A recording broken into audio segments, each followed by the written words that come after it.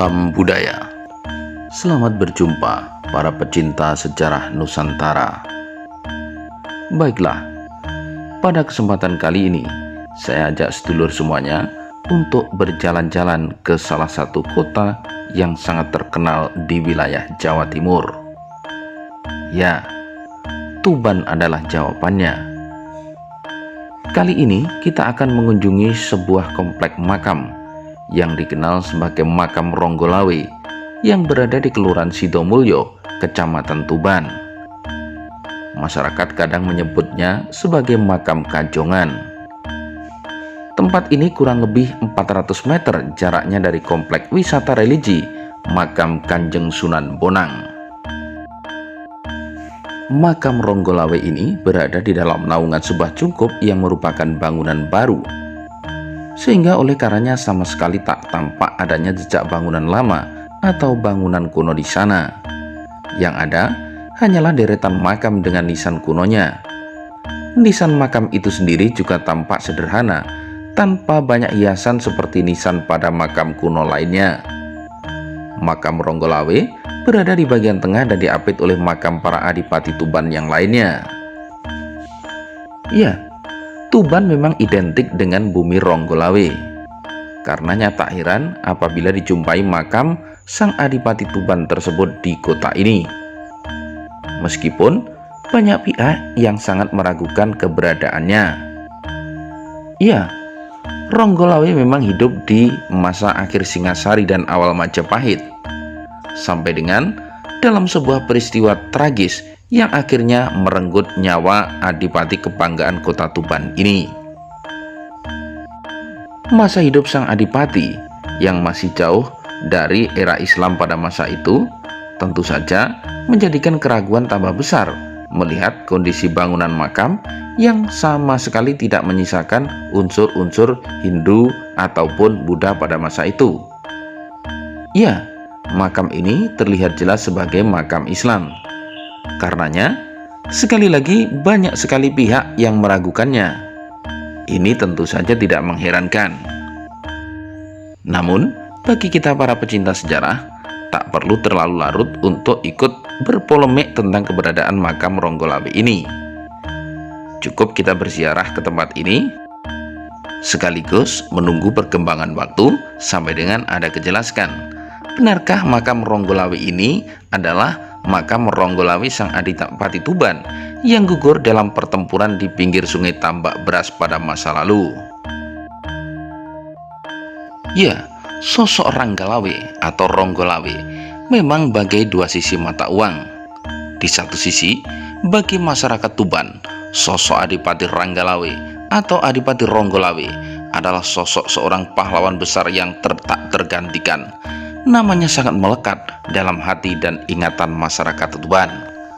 Akan tetapi, di sisi yang lain, bagi Majapahit, sosok Adipati Ranggalawe atau Ronggolawe adalah sosok pemberontak yang pertama kali melakukan perlawanan terhadap pemerintahan yang sah di bumi Wilwatikta. Sejarah mencatat, sosok Adipati Ranggalawe atau Ronggolawe adalah sosok yang sangat berpengaruh di masa awal pendirian kerajaan Majapahit. Ranggalawe merupakan salah satu pengikut setia Raden Wijaya atau Nararya Sang Rama Wijaya yang turut merintis pendirian kerajaan Majapahit pada tahun 1293 Masehi. Selain itu, juga ada beberapa tokoh penting lainnya seperti Arya Wiraraja, Adipati Sumenep yang merupakan ayah dari Ranggalawe itu sendiri. Kemudian ada Nambi, ada Kebuah Nabrang, ada juga Lembu Sora, dan sosok-sosok penting yang lainnya.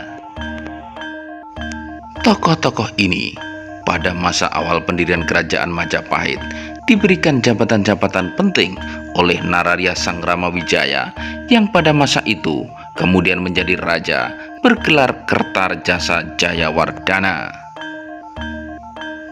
Oleh Diyawijaya, Ranggalawe ditunjuk sebagai Adipati Tuban sekaligus sebagai Menteri Amancanagari yang merupakan salah satu wilayah taklukan Majapahit pada waktu itu. Namun, nampaknya Ranggalawe tidak puas dengan kedudukan itu, dikarenakan sebelum pendirian Majapahit, Sang Ramawijaya pernah berkata kepada Ranggalawe bahwa saat Wilwatikta berdiri, Ranggalawe lah yang akan menjadi Mahapatih Amangkubumi. Ranggalawe semakin kesal setelah mengetahui ternyata Nambi yang diangkat menjadi Rakyat Patih Amangkubumi, yakni jabatan paling tinggi dalam struktur pemerintahan kerajaan di bawah raja. Menurut Ranggalawe, jika memang dirinya tidak pantas menjadi Mahapatih Majapahit, posisi tersebut seharusnya diserahkan kepada Lembu Sora yang dinilainya jauh lebih berjasa daripada Nambi. Lembu Sora yang merupakan paman dari Ranggalawe ternyata tidak sepakat dengan pendapat Ranggalawe tersebut demi mematuhi perintah raja. Lembu Sora kemudian menasihati Ranggalawe agar memohon maaf kepada raja, namun Ranggalawe enggan dan memilih pulang ke Tuban. Peristiwa itulah yang kemudian ditengarai sebagai pemicu peristiwa tragis, yakni pemberontakan Ranggalawe, yang mana sejarah mencatat bahwa itu adalah pemberontakan pertama di kerajaan Majapahit, yang mana diperkirakan terjadi pada tahun 1295 Masehi. Pertempuran besar pun terjadi, dan Ranggalawe memang ternyata luar biasa. Dalam sebuah pertempuran, Ranggalawe berhasil menikam kuda yang ditunggangi Mahapatih Nambi. Namun demikian, Nambi masih bisa selamat. Kebo Anabrang yang mengambil alih pimpinan perang pasukan Majapahit ternyata juga masih belum mampu menundukkan Ranggalawe, meskipun sudah dikepung dari 3 penjuru dari arah timur, barat, dan utara. Dalam Kidung Ranggalawe disebutkan bahwa pasukan Majapahit pun terpaksa mundur.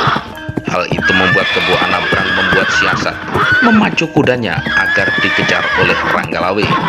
Dan saat pengejaran terjadi, Ranggalawe terjatuh dan tercebur ke Sungai Tambak Beras. Kebo Anabrang pun tak menyia-nyiakan kesempatan tersebut, mengingat Kebo Anabrang adalah sosok Panglima Angkatan Laut, sehingga tidak mengherankan sangat piawai bertarung di air. Tak terelakkan lagi, sang Ranggalawe pun gugur di tangan Kebo Anabrang di tengah derasnya arus Sungai Tambak Beras. Gugurnya Ranggalawe membuat Majapahit berduka, terlebih Kadipaten Tuban. Meskipun demikian, Dyah Sang Ramawijaya atau Sang Prabu Kertarajasa Jayawardana tidak menganggap Ranggalawe sebagai pemberontak. Ranggalawe tetaplah seorang pahlawan, terlebih di mata masyarakat Tuban sampai dengan sekarang. Oleh karenanya, saat pengangkatan Ranggalawe sebagai Adipati Tuban diperingati sebagai Hari Jadi Kota Tuban. Saat tersebut adalah 12 November 1293. Kembali ke makam Ronggolawe. Apakah ini benar makam Ronggolawe sang Adipati Tuban, ataukah makam tokoh lain yang juga bernama Ronggolawe? Sekali lagi, biarlah waktu yang akan membuktikannya. Bagi kita, adanya makam ini cukup mengingatkan bahwa di masa awal berdirinya Majapahit, ada seorang tokoh gagah berani yang teguh pada pendiriannya, yang pantas kita jadikan suri tauladan tentang kisah dan cerita kepahlawanannya. Ya, beliau adalah Sang Adipati Ranggalawe. Terima kasih sudah mengikuti video ini.